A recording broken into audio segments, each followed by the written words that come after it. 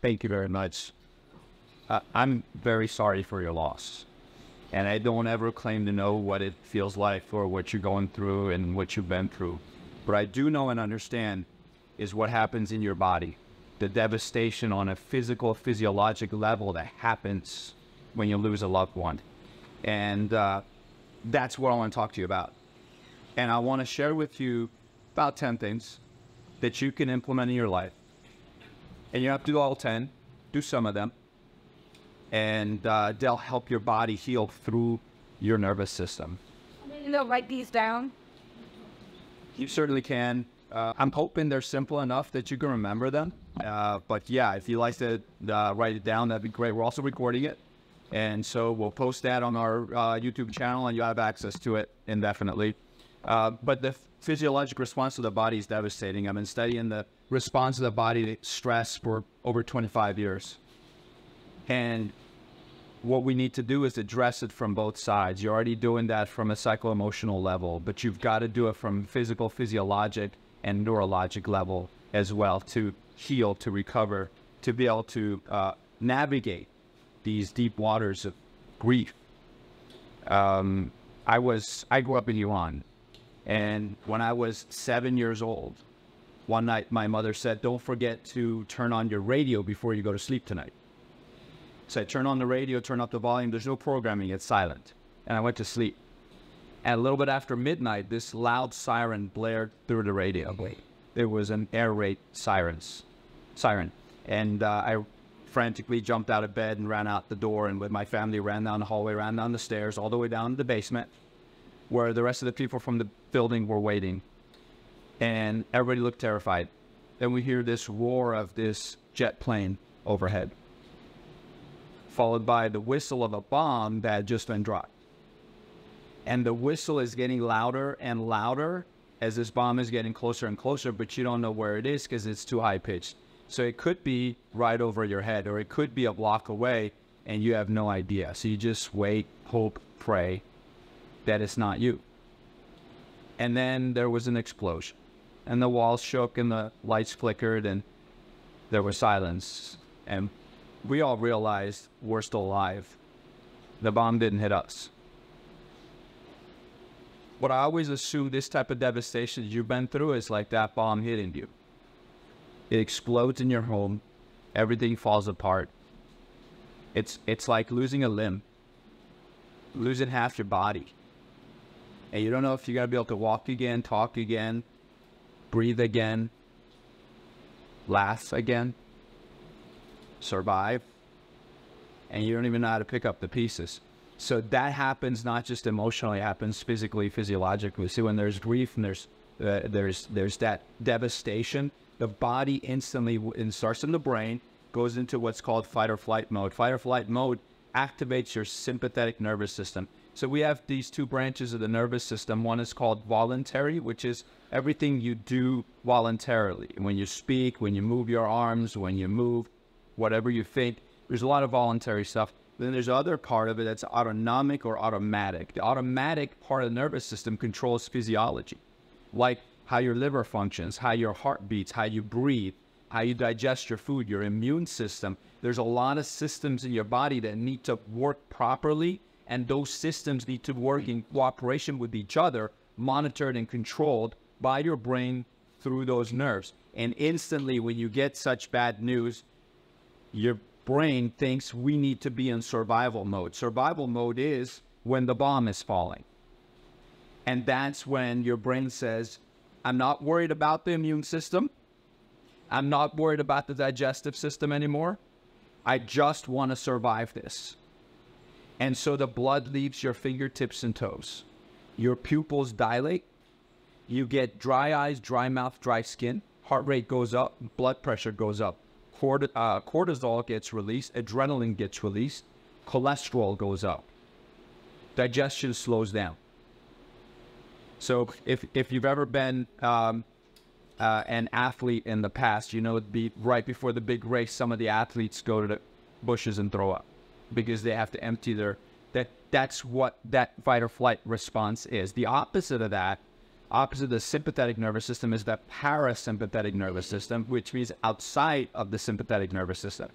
That branch of the nervous system is focused on healing, repair, regeneration, and rest. Well, you can't rest when your body's in fight or flight. And when you can't rest, you can't recover, you can't rebuild, you can't regenerate. You're not digesting your food properly, your immune system isn't working the way it should, it's hard to sleep. And one of the things that happens is it actually affects the part of your brain that manages your memories. And so it's hard to recall memories in that state. That's why I always tell people who are about to go into a test, be really careful, because you're already nervous about taking that test. And then imagine if they're walking into the classroom about to take a test, they trip in the doorway getting in. All of a sudden, you feel like you just fell, but you didn't really fall, but you feel like you just fell. Well, that is enough to shift your nervous system so far over that the neocortex shuts down and you forget everything you studied. Well, during grief like this, it's the same thing. It's hard to recall memories, and then you become forgetful. And it's hard to think. And what I want to go through is some of the things physiologically that happen, and then I'm going to give you the things that we can do on a daily, regular basis to help recover from that, because the pain is very real. It is physical pain, and it is emotional pain.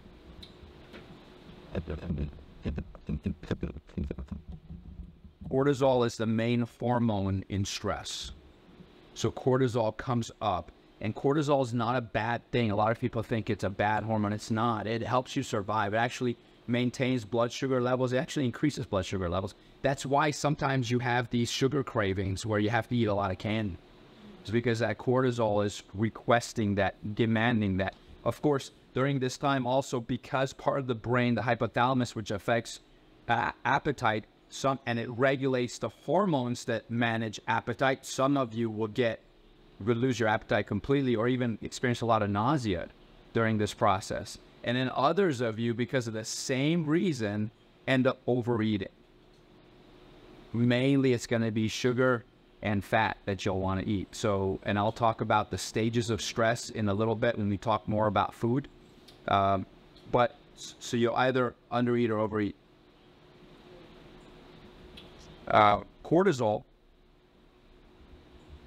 will affect your ability to concentrate as well. It's going to be really hard to focus on things.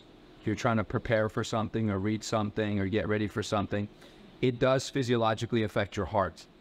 Literally, grief can make your heart swell.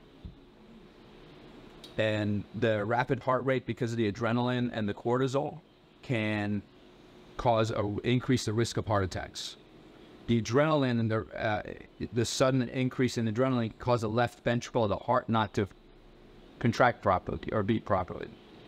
There is such a thing as broken heart syndrome. It's a real thing. We call it stress cardiomyopathy. And so we have to make sure we manage that cortisol adrenaline levels and lower them when we want to be able to recover from the stress. People over 65 have a 25-time greater risk of a heart attack the day after losing a loved one. That's a lot. That's not 21%. That's 21 times more likely. And so we cry. Crying is self-soothing. It activates that parasympathetic nervous system. We don't want to ever suppress crying. Crying activates, like I said, the parasympathetic, which is the opposite of fight or flight. That's why sometimes when you cry, then you can fall asleep. But until you cry, it's hard to fall asleep because you're still in fight or flight.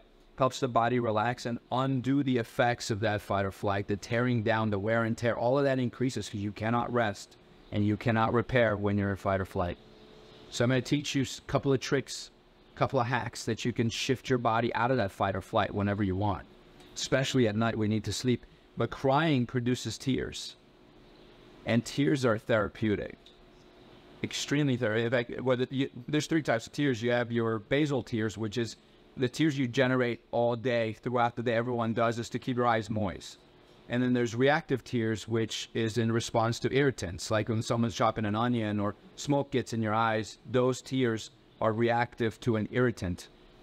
Then there's emotional tears. Those emotional tears, actually, when you test the content of them, they have cortisol in them.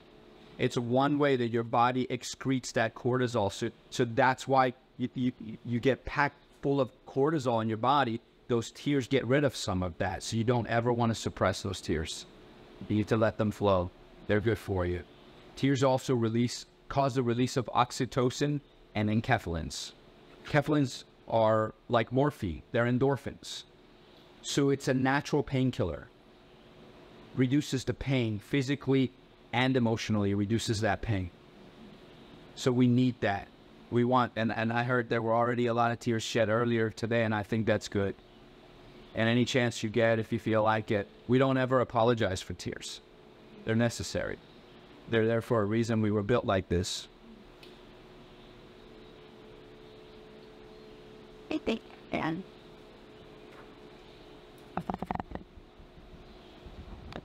You're also going to go through a period of time where you can't experience pleasure. So your senses like taste, touch, smell, sight, sound, they don't produce the pleasure they used to. And that can make everything harder and worse. And sometimes food will seem tasteless, and that's another reason why you may not eat enough to nourish your body properly. So I want to talk to you about that as well. When we get into eating, I'm really going to spend a little bit of time telling you exactly how to eat. Just remember this one thing: how you eat is more important than what you eat. When most people are too worried about what they're eating, but not eating the right way. So the entire digestive system slows down in fight or flight. See, fight or flight is, like I said, there's a bomb falling, and your brain is thinking, I need to run or I need to fight. What do I do? Do I scream? Do I yell? Do I faint? What do I do? And so in that state, the brain and the nervous system, they don't care about digestion. It's not important. It's a secondary thing.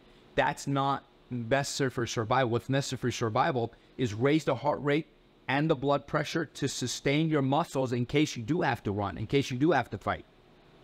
If you've ever been so angry that you wanted to punch something, that's the emotional state we're talking about. That's when digestion stops. So under long-term fight or flight, what you go through is acid reflux, heartburn, indigestion, and constipation, because your digestive system is slow. See, when you eat, within 90 minutes, the stomach needs to be empty. But if you're not producing enough stomach acid, you're not digesting that food fast enough. If you don't digest that food fast enough, it sits in your stomach. 90 minutes. That's why when you're grieving, the heartburn you get isn't right after you eat. It's not when you're hungry. It's an hour and a half after you eat. That's when you get the heartburn, because that food just sat there in your stomach. And it's fermenting, and it's splashing up, and it's burning the esophagus. We've got to teach you how to digest faster. And we'll talk about that. And the same reason there's constipation, chronic constipation, bowel movements become like once every 3 days instead of once or twice a day. And that can be a problem. We talked about the overeating. You know, there's 3 stages of the stress that we go through, and this applies to everybody. Is initially you're wired. Wired means the most heightened state of alert awareness. You're paying attention to everything, but you can't think clearly. This is why when the police tell a teenage boy, take your hands out of your pocket, put them where I can see them, they get tunnel vision and they can't hear. That's why the teenager says, I was trying to get my phone so I could call my mother. And the police have their guns drawn at him saying, put your hands up. He can't hear. He can't process that. That's the extreme of that fight or flight. Your senses just change. So that's wired. But you stay in that long term, you become wired and tired. That person is just exhausted, because I know grief is exhausting. It's physically exhausting too, not just emotionally. It's physically exhausting. And you lay in bed, you go, I'm so tired, I can't fall asleep. And the same thoughts circulate through your brain over and over and over, and you can't shut it down. You go, why can't I just stop thinking about this? It's not even that important of a thought. This is like something on the side. I don't need to be thinking about this. But that's because when the body's in fight or flight, it's the same as you being chased by a pack of hungry wolves. If you got wolves chasing you, are you going to be able to relax and fall asleep? You can't relax. And so that's what it is. The body thinks it's still in fight or flight. You've got to switch that. And the last thing that happens is what we call adrenal fatigue. At that point, your adrenal glands just get tired because they've produced so much adrenaline, so much cortisol, there's nothing left. I'm going to talk to you about food cravings you get during these 3 stages as well. But that last stage is just pure exhaustion. So you're wired first, then you're wired and tired, then you're just tired. That tired stage, that's the person that falls asleep in church. That's the person that could be watching a movie that's really good and they're interested in, but they'll fall asleep. They could be sitting in a talk this amazing and still fall asleep.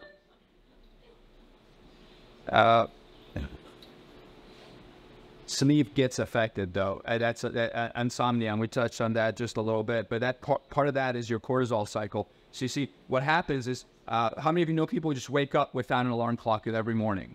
Yeah, what? A couple people, you know, that's and they don't need to set their alarm; they just wake up. That's because through the night, cortisol starts to increase, and when it gets up high, you wake up, and then you can't sleep. You just wake up, and you're alert, you're awake. And in fact, it continues to increase for 45 minutes after you wake up. Then it starts to drop. So imagine like a ski slope drop.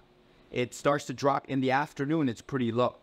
That's why you get a little sleepy in the afternoon. Now, everyone calls that the postprandial dip in brainwaves, where you go, oh, I must have eaten too much for lunch. That's not the answer, because or you got too many carbs, made you sleepy after lunch. That's not the answer. Studies have been done where they removed all carbs from lunch. People still got sleepy. Then they had them fast through the whole day, and in the afternoon, they still got sleepy. Their brain waves still dipped because cortisol drops really low. Now, it'll continue to go low, and that's when you can fall asleep at night. So if your cortisol levels are staying high, especially at night, that's why I always tell everybody, don't watch the news in the evening, because the news disturbs you and bothers you and upsets you, and it raises your cortisol. I always say, don't exercise late in the day. Some people go to the gym at 8 o'clock at night after dinner. Their cortisol will spike. It's hard to get a good night's sleep. Sleep has these stages that we care about. The most important is deep REM sleep, which is when you dream. Dreaming is powerful because when you dream, you cleanse your brain of beta amyloid plaques. So these plaques build up throughout the day in the body. And when you sleep, if you sleep with deep sleep, then you don't have to remember your dreams. In fact, if you remember your dreams, that means they got interrupted. So you shouldn't remember your dreams. If you sleep properly, you'll have lots of dreams through the night, and you wake up, you won't remember any of them. But the dreaming process actually detoxifies your brain of beta amyloid plaques. These plaques build up and cause things like Parkinson's and Alzheimer's disease and dementia. So proper sleep is important. So I'm going to talk to you about how to reduce cortisol levels. Immune system gets, like I said, gets affected by your grief, and for the same reason, because when you're in fight or flight, your brain is focused on survival, not immune system. And so you're more susceptible to not just illnesses like bacterial and viral infections, but you're susceptible to inflammation. Inflammation in your body is much higher, because if you don't ever go into parasympathetic in your nervous system, you cannot repair and regenerate your body parts. See, everything in your body is constantly regenerating. Your skin regenerates every 30 days. Your lungs regenerate every 7 years. Your taste buds regenerate every 8 days. Your bones regenerate every 90 days. Your red blood cells are brand new every 120 days. Everything in your body is constantly repairing and regenerating. But if you're in fight or flight all day, every day, none of that happens. So now we're more susceptible to injury too. That's when you're upset, you're angry, you're grieving, you bend over to pick up a newspaper off the ground, and you blow out your back. Simple stuff. I just reached for my keys and my back seized.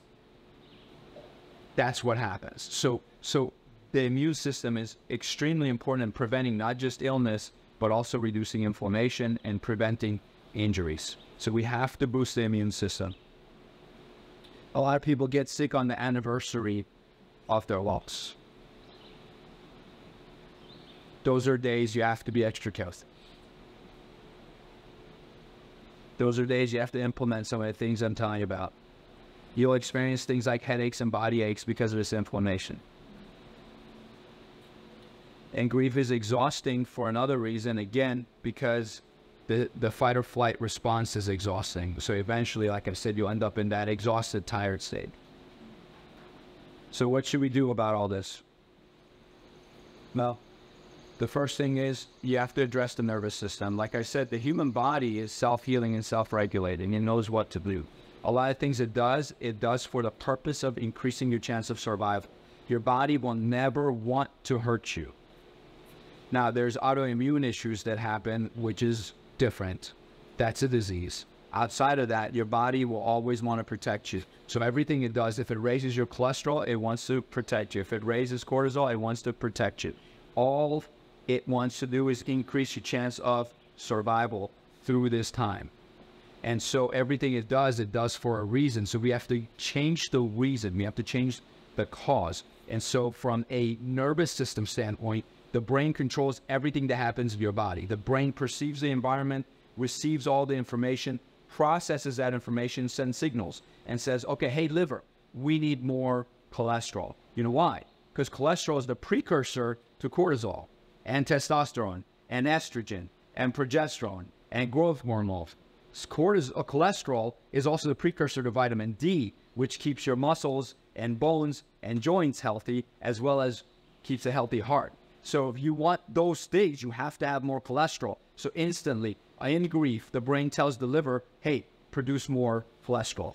And cholesterol goes up. So that's done through nerves. The brain is connected to everything that happens in your body through nerves. Those nerves, 12 of them go straight from the brain to whatever's in the head, like your ears and eyes and nose and so on.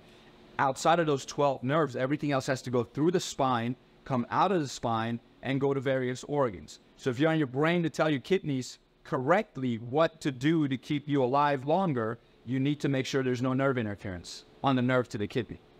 And so one of the things we do as chiropractors is we do assessments on the nervous system to make sure there's no interference. We run computerized diagnostic tests to see if there's any nerve interference. Then we take x-rays to correlate the alignment of the spine with those nerves to make sure nothing in the nervous system is affected.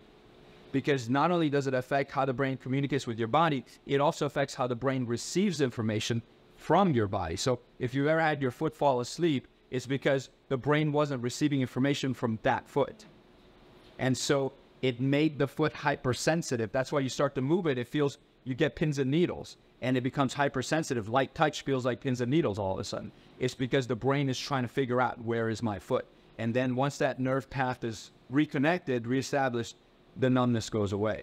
Same thing with every body part. Your brain is constantly communicating with everything in your body. Fight or flight response, parasympathetic, arrest and repair, all of that is controlled by the brain through the nervous system. And so that's one of the main things we need to do is, if you're experiencing those aches and pains, if you're experiencing physiologic disturbances and you can't figure out what it is, you should have the nervous system checked and balanced. That's number one. Second one I want to talk to you about is sunlight. Sunlight is extremely therapeutic. Early morning sunlight is the best. If you wake up early, go have your morning coffee outside. Even if it's full, even if it's hot. Go outside, first rays of the sun have the best UVB rays. Don't wear sunglasses when you go, because your eye, now don't stare at the sun, you know this, it's bad for your eyes. But the sun rays get in you through your eyes and on your skin. In fact, those rays will, when they hit your skin converts cholesterol to vitamin D. Cholesterol and vitamin D have almost identical molecular structures. You just break one bond and it becomes vitamin D. Vitamin D acts like a hormone in your body, sustains heart function and protects your joints and bones and muscles and everything else. Powerful. Also, sunlight increases serotonin levels. Serotonin is the hormone that helps you fight depression. Now, I know grief and depression are two separate things, but you still need that serotonin to be up. And so sunlight is powerful in doing that. If you are going to use sunscreens, make sure it's organic. And if you're only staying out in the early morning sun mostly has UVB rays, which don't burn you. So you probably don't need anything on your face. But I wouldn't even put makeup. I wouldn't even put any kind of cosmetics on my face. I would just go straight out, wash your face, go out, and really soak up those rays for 15 minutes every morning. Very powerful. It'll have long-lasting effect.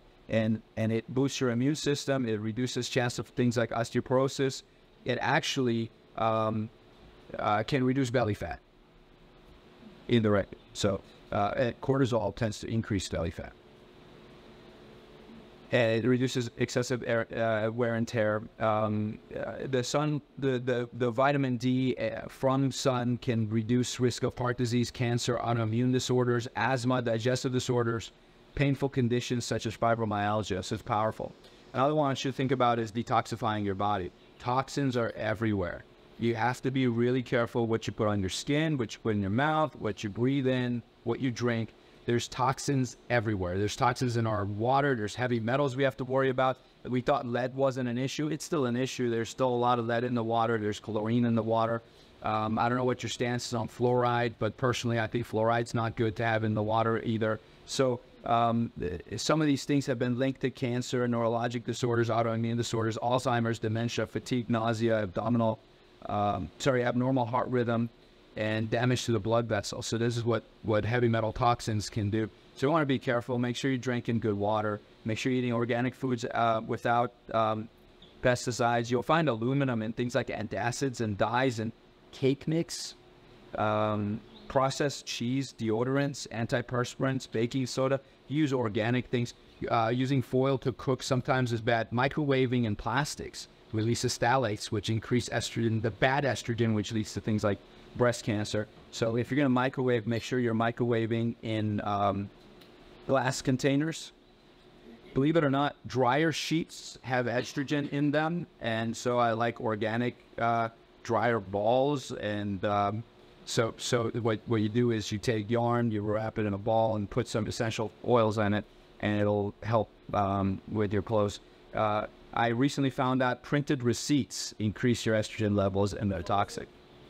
Printed receipts. Do you heard a list of all these 10 years that have to find this? I certainly can. What I want to tell you is this, is that the body, thankfully, is equipped with detoxifying agents. So all you want to do is just make sure you're not putting anything toxic on your body. The more organic, the better. But you can't avoid it. My point is there's so much. Yeah. Every time you pump gas, you touch your receipt. Even the gasoline itself is toxic. You breathe it in, it's toxic. It's killing brain cells, they say. So you can't avoid all toxins. What you do need to do is just support the body parts that detoxify your body. Your liver, your kidneys, you want to support those. Your skin is a detoxifying agent. You want to make sure you support that. So eat a lot of cilantro. Cilantro is fantastic for helping you detoxify things like heavy metals. And eat a lot of vegetables, all the colors of the vegetables. Eat a rainbow of vegetables. Very important. Eat more vegetables than you eat anything else. Organic meats, right? Because a lot of meats have hormones and antibiotics injected into them that are not good for us. And eat organ meats. Some of you don't like that stuff. So there's supplements you can take. All right, so there's a supplement I take that's basically bovine liver. It's cow liver. And it's a pill, and I just swallow it, and I'm good. But literally, you should eat liver once or twice a week. So your body needs it. Seaweed is another one. It can help detoxify the body. And then take some... Bacon is good. And probiotics. Probiotics replace the proper bacteria in your in your gut. Now, your gut has a huge impact on your serotonin levels, which maintains mood. So probiotics can help mood swings and depression. We talked about pure water. Don't store food in plastics. Eat organic as much as possible. And then when it comes to deodorants, detergents, cosmetics, just use organic ones. There are organic ones out there. Do your best to avoid. Now, if you have a favorite cosmetic that you just can't live without, go ahead and use it. It's like Debbie was saying, you don't have to be so strict about everything. Just change a few things. It'll make a big difference because it's a long-term thing. You're not thinking just today you're going to do this. You're doing this long-term.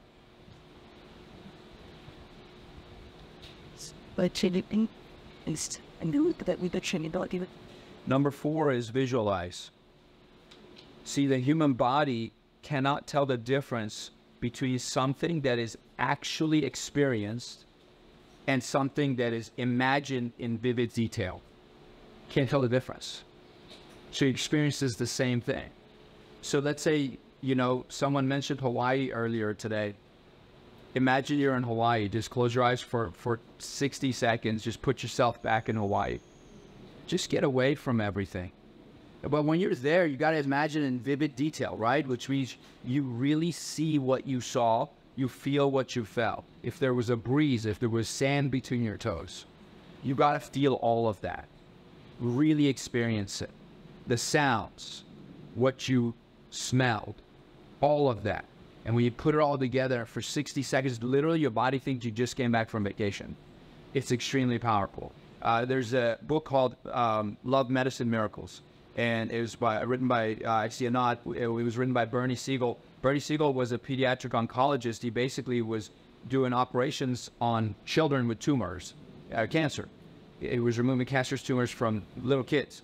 And he knew exactly who was going to survive and who wasn't, because he would have the kids draw their disease. And if they drew a skull and bones on the medication that was being given to them, he knew that that child probably wouldn't survive the treatment. But if they drew angel wings on the back of the nurse that was helping them, those children survived. Those children did very, very well. So it was mindset. And it's part of that visualization. They see something as beneficial, it becomes beneficial. Harvard University Medical School has done probably half a dozen studies on the placebo, where they gave people a drug and a placebo, and they found out the placebo actually had positive effects. In fact, when it came to Prozac, which is an antidepressant, the placebo was almost as effective as the pill itself. And then when they painted the pill yellow, it became equally as effective, which is very interesting. It's just a sugar pill. And then they finally did one last study where they said, we're going to tell people this is a placebo. So they would give you a pill and said, this is just a sugar pill. It's a placebo. But in some people, it has had positive results. When the person took it, they got positive results. So even when you know it's a placebo, so we can completely, through visualization, trick our bodies to do different things. There's cases where they'll tell someone a weight that they're about to lift is much heavier. And when they lift that, they actually recruit more muscle fibers than they would have by lifting it without being told that information. We know that when people watch something like a tennis racket swing or a piano playing or a martial arts move, the brain actually sends signals to the muscles. These are called mirror neurons, and it actually attempts to mimic what you see.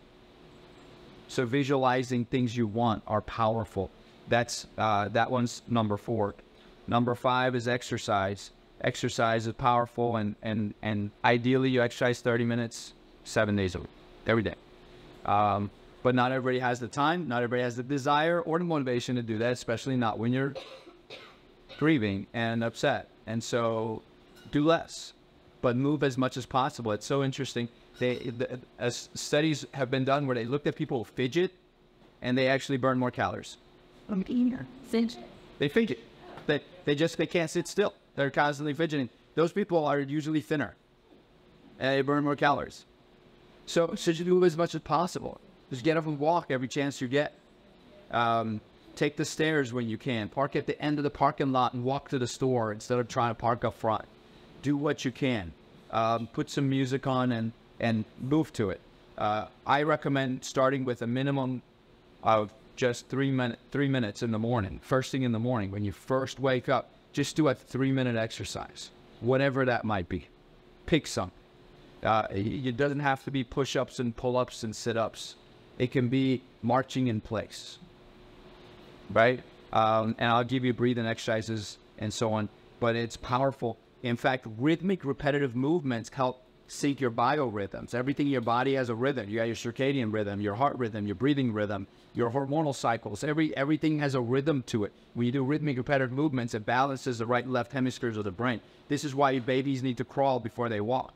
Babies who crawl for a long time before they walk, they have a less chance of becoming dyslexic, because when you crawl, you move the right hand, left leg, left hand, right leg together. So it's called a cross crawl pattern that connects the brain hemispheres, and then they can read across a page. I have severe dyslexia. And if you ask my mother, I never crawled. I used to put my hands down and slide on my bottom.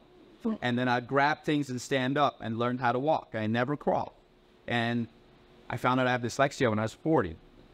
And that's when I wrote my first book, and I couldn't read it to edit it. I had to hire someone to read it to me on the phone so I could edit, so I could write it, but I couldn't read it. And I never finished the standardized test.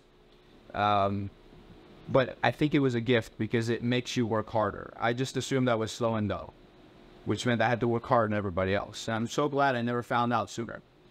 There's something called the Zach Bush. Zach Bush is a medical doctor. He created a 4-minute workout. Look it up on YouTube. Just do that. It's not that hard. There's another workout called a Tabata 4-minute workout for beginners. That's also on YouTube. 4 minutes. And it'll get your body, it triggers fat burning mechanisms in your body, gets the blood circulating, releases nitrous oxide, and really helps with your mood, your physiology, metabolism, all of that. So you don't have to do a whole lot. But you do have to keep yourself motivated.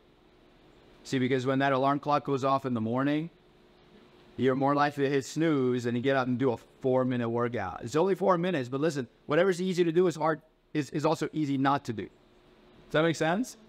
And you're like, okay, I'll do it after lunch. I'll do it before lunch. I'll do it right before bed. You're never going to get to it.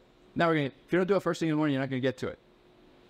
So imagine that if the alarm clock goes off at 5 a.m., you might say, well, I'm just going to sleep because an extra 4 minutes of sleep is better for me, so I'm going to sleep more. But what if at 5 a.m. it's the smoke detector that goes off? What? And you open your eyes and half the room is filled with smoke. Are you going to take an axe, knock down the smoke detector, and go back to bed? I need 5 more minutes. Are you going to run out and try to get the family and the pets and everybody and get them out of the house? And you won't think about snoozing. So there has to be something that motivates you. So join a contest, find an accountability partner, get someone else to partner with you, reward each other for what they do. Hey, you do this 6 days in a row, I'm going to, buy you a cup of coffee. I don't know. Something. It doesn't have to be a reward, but it has to be a reward. Habits require rewards to become habits.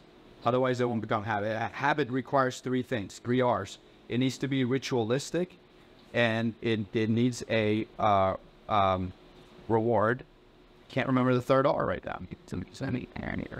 But what's that? No, the first R is a reminder, actually. So you need a reminder. So that reminder can be your alarm clock.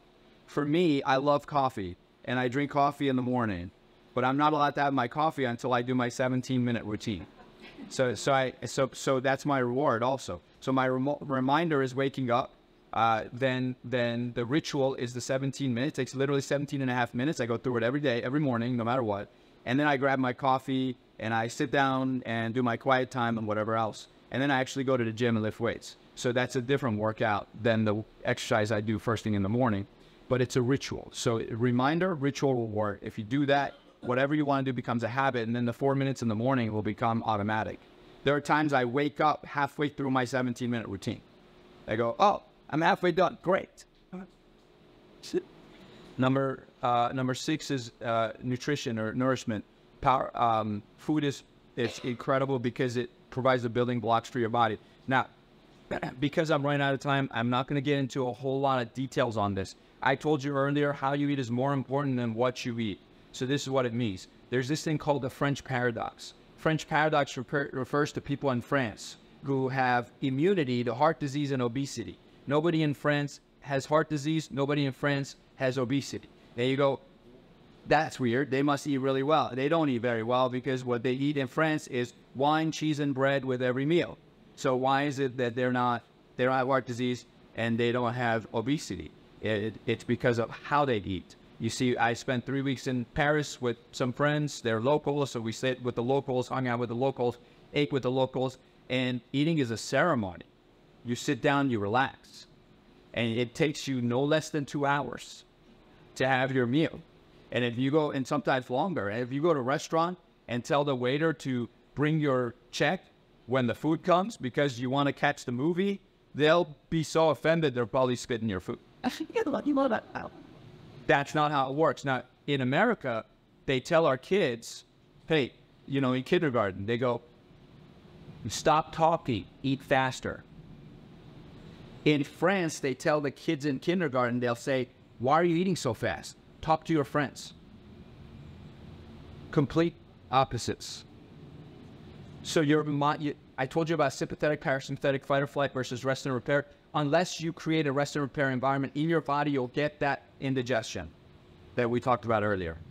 You have to create, your stomach produces all these enzymes and acids and everything else to digest that food, and needs to do it quickly. So one of the things I do is, and I'm very busy, we see like 20,000 office visits a year in our offices. Sometimes I'll have only 20 minutes to eat. Sometimes I'll have 10 minutes to eat. It doesn't matter how much time I have. I don't eat fast.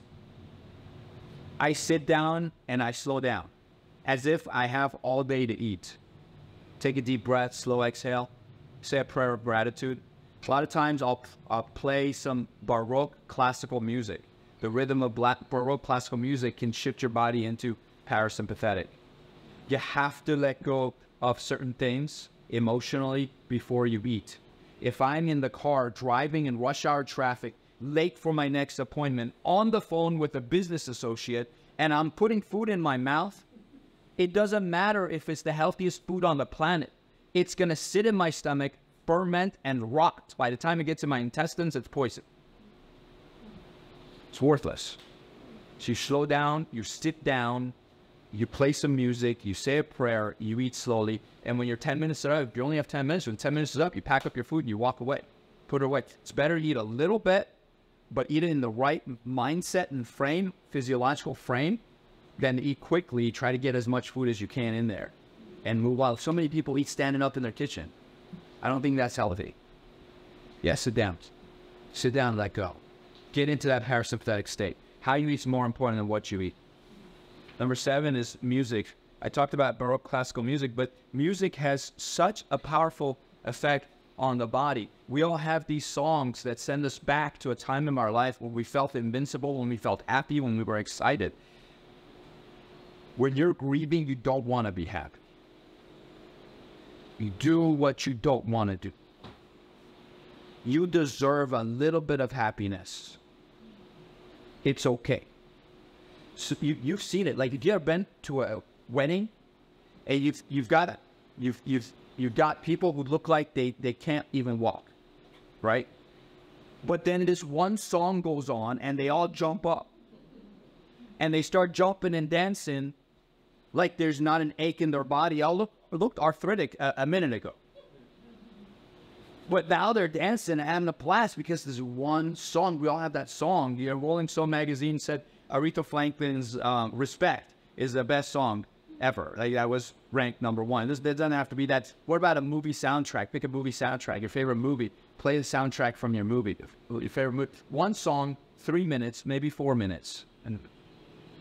And that could be your 4-minute exercise too, because you can dance to it. Songs are powerful. They remind you of your first love.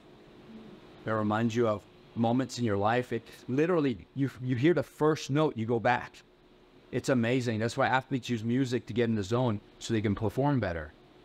Give yourself that. 1 minute of visualization every day. 3 minutes of a favorite song every day.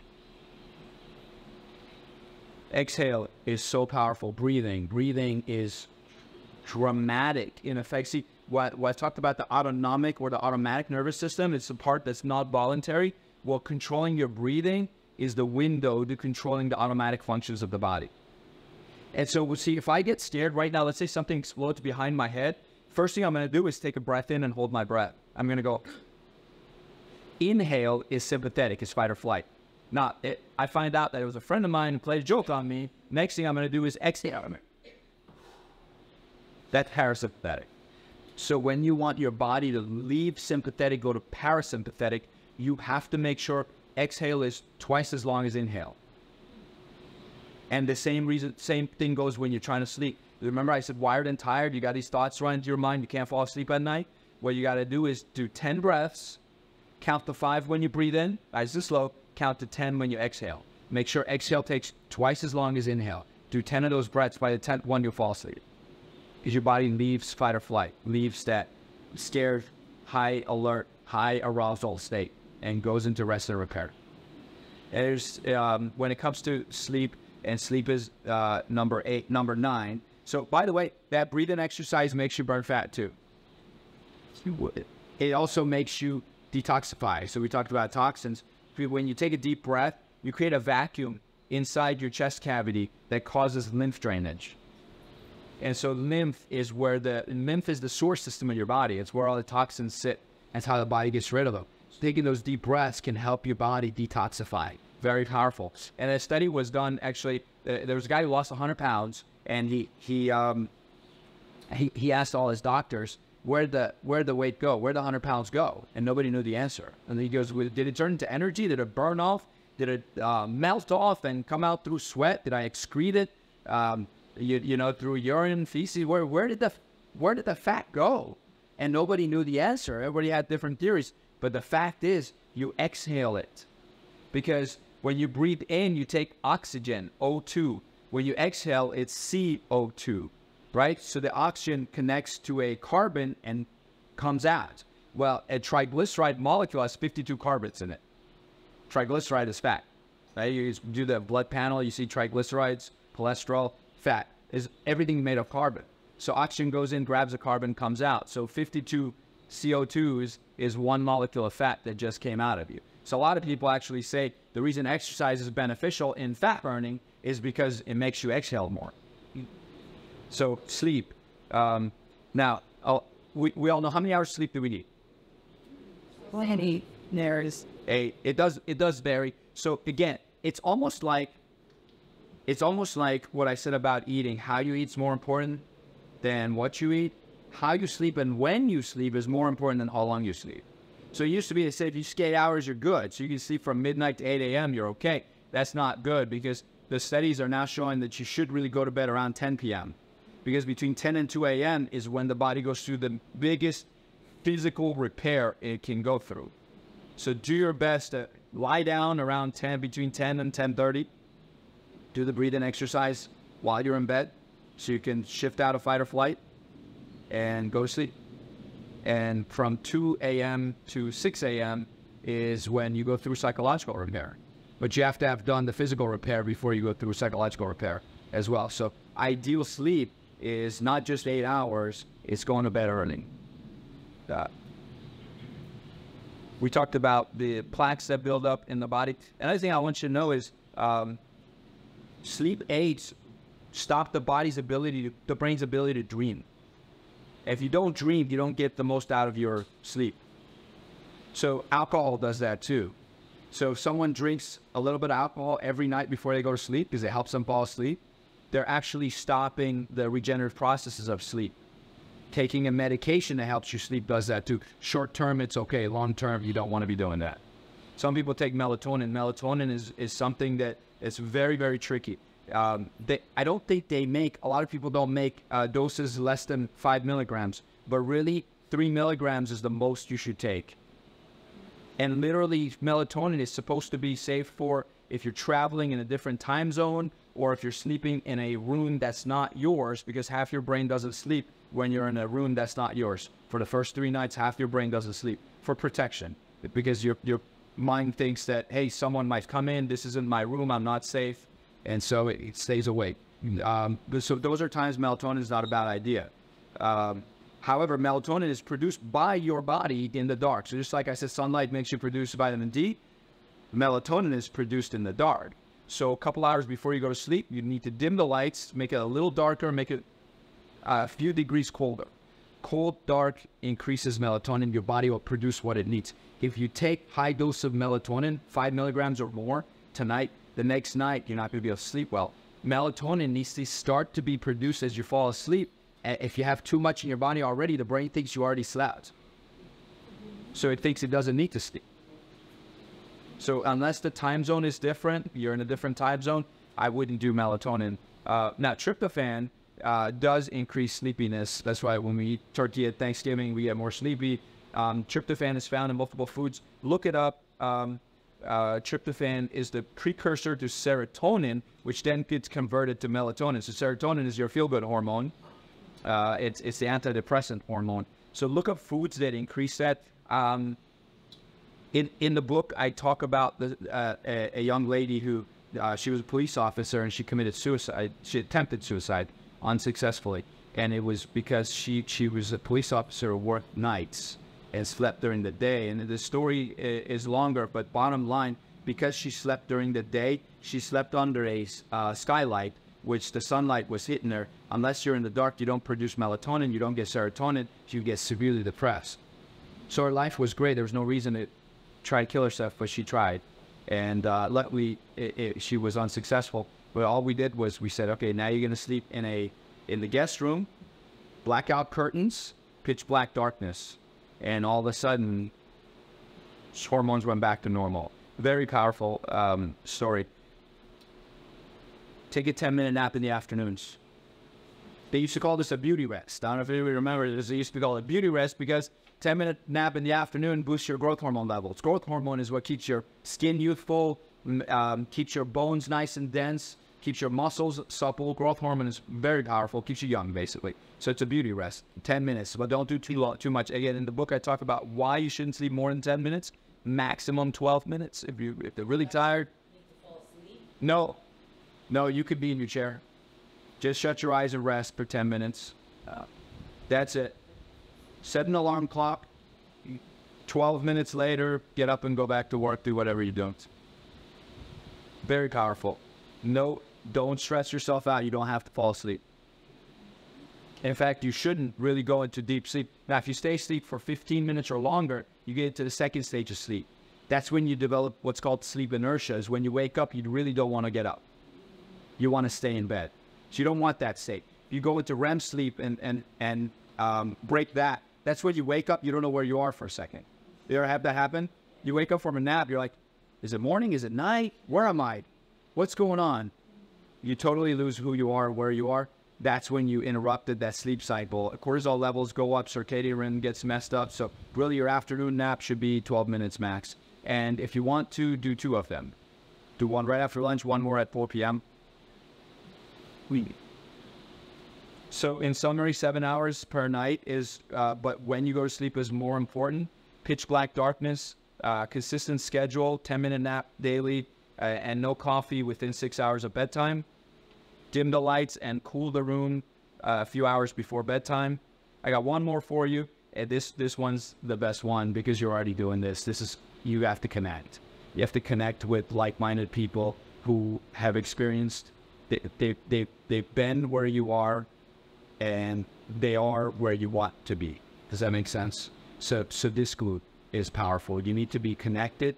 You need to have that kind of support. Now, Dr. Dean Ornish is the only doctor who's been able to reverse heart disease without drugs and surgery. In fact, no one, even with drugs and surgery, has been able to reverse heart disease. He's the only one. And he has pre and post MRIs where plaquing in the arteries are reduced. And he just says 3 things. He says, eat a lot of vegetables, go for a walk every day for 30 minutes, and then hang out with your friends. That's the third one. It's the most important one. There's a study called the agouti mice enrichment study, where agouti mice are very predictable. First off, they inbreed them, then they radiate them, and then they inject cancer cells into them till they get cancer. But once they get cancer, it's very predictable because they know, like, within 2 weeks, tumors take over their body. Within 2, and I'm making up the number of 2 weeks. I forget exactly how it is. 2 weeks later, they die. So they can study cancer in their bodies very predictably, and they can figure out how to prevent cancer and treat cancer and all that stuff. First off, I always thought if you didn't inbreed them and radiate them and inject cancer into them, you could probably prevent cancer in these mice. But yeah, no one will listen to me on that one. But one of the things they did was they took half of them. So they gave them cancer. They waited the first 2 weeks till tumors took over their body. There's tumors everywhere, right? They took half of them and put them in what's called an enriched environment, where they could play with each other and have good food. That was it, in their natural environment. The others, they kept in cages. The mice in cages died. The ones in the enriched environment, a lot of them stayed alive. And some of them actually recovered from cancer. So then, actually before that, they even did one where they took half of them. Right after they injected them with the cancer cells, they separated them. And a lot of the ones in the enriched environment never even developed the cancer in the first place, even though they were inbred, radiated and injected with cancer cells. They still didn't get it because they were in an environment hanging out with their friends. So powerful. That's number 10. Make sure you stay connected. And everything I'm telling you is in the book. You're welcome to pick up a copy right here. If you're interested in chiropractic care, we have certificates for you, and we'll give you, if you're in our area, I'm in Frederick, you want to get chiropractic evaluation done with the scans and x-rays. If you purchase a book, you get your scan and your x-rays on us, no cost. What I want to do is I want to finish with this one thought, which is ultimately the result of stress is change. Stress is a force that causes change in your life. So that change could be positive or negative, and you can choose that. And I'm not saying it's easy, but you can choose that. You can let it destroy your health, or you can use it to make you stronger and more resilient. You can let it destroy your marriage, or you can have it bring you guys closer, or your friends, or your friendships, wherever else relationships you're in. It can make you lose faith, or it can strengthen your faith and have you create a level of intimacy with God that you never had before. I want to tell you a story of Damon West. Damon West grew up in a Christian home with godly values. He played Division I football in Texas and got injured and then started on drugs. And he was addicted to drugs and started getting into really heavy drugs. You know them. Cocaine and heroin and meth. And then he started to sell drugs. He started to sell meth. And he got caught. The SWAT team came into his apartment and arrested him and put him in prison. It was his first offense, but the state of Texas gave him 65 years in state pen. 65 years. He was probably 21, 22 years old. And basically it's life in prison. And while he was in jail, he was there for 2 months before they transport him to the main state prison that he's going to be there for the next 65 years. He got some really great advice from a man named Mr. Jackson. And I think that advice applies to you as well, because while he was sentenced to 65 years, 7 years and 3 months later, he qualified for parole and they released him. And the parole officer said, we're so impressed with how you've changed over these 7 years. Not only that, you've changed the entire prison system here while you've been here. The advice that Mr. Jackson gave him, Mr. Jackson said, going to prison is like being dropped in a pot of boiling water. I think what you guys have been through is like that. You've been dropped in a pot of boiling water. He said, you can be three things. He said, you can be a carrot, you can be an egg, or you can be a coffee bean. He said, if you're a carrot and they put you in a pot of boiling water, what happens? You get soft. A soft person can't stand for anything. They lose their morals and values. They lose their faith. So if you're an egg, what happens when you go into that pot of boiling water? You get hard. When you're hardened, you're incapable of loving again. Don't let this harden you. And third one, coffee bean. What happens to the water when you boil a coffee bean? It changes the, well, you have to change the name of that water. It's not water anymore. It's coffee. He said, be the coffee bean. So wherever you go, focus on changing those around you. You guys have been through this terrible time. You can be a carrot, an egg, or a coffee bean. I know you're all coffee beans. I think you can change the world around you. Not the whole world, just the world around you. Focus on that, and then you honor the children you lost and their memories. And I know they're looking at you now, and they're going to look at you and say, wow, I'm so proud. They'll be proud. And my prayer is that somehow, by the grace of God, you're all reunited again. So this could be your opportunity. So I appreciate this time. Thank you for allowing me to come and talk to you. I hope some of what I said made sense and was helpful. And I'm going to hang out back there. If you have questions, I'm here for you.